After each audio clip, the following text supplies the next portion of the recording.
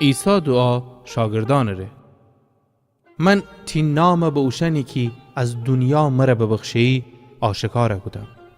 تیشیم بید و تو اوشن مره ببخشی و تی کلام بدشت دی.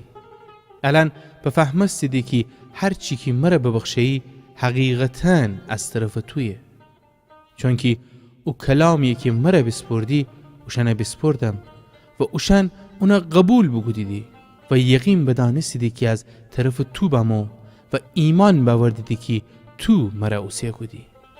می درخواست اوشن وستیه. من نه دنیا وستی بلکه اوشن وستی تقاضا کنم که تو مرا ببخشی چون که تیشینیدی. هر اون چی که به من تعلق داره تیشینه و هر اون چی که به تو تعلق داره میشینه و در اوشن جلال پیدا بگودم. بیشتر از ان دنیا میان نیسم اما اوشن هنوز در دنیای سیدی. من تی ورجه ایم ای پیر قدوس تی نام مرا ببخشی.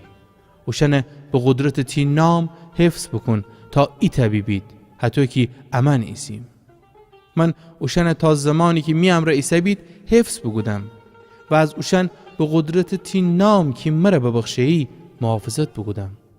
هیچ کدام از اوشن هلاک نبسیدی جز اونی که باید به هلاکت برسه تا پیشگوی کتاب مقدس ثابت ببه. اما الان تی ورجایم و احرفان زمانی گم که دنیا میان ایسم تا می شادی خوشنی میان به کمال برسنید. من تی کلام اوشن افدم اما دنیا از اوشن نفرت داشتی چون که متعلق به دنیا نیدی حتی که من تعلق نرم. می درخواست انی که اوشن از دنیا ببری بلکه خیم از شرور محافظت بکنی. اوشن به دنیا تعلق نردی حتی که من تعلق نرم. اوشن به وسیله تی حقیقت تقدیس بکن تی کلام حقیقته.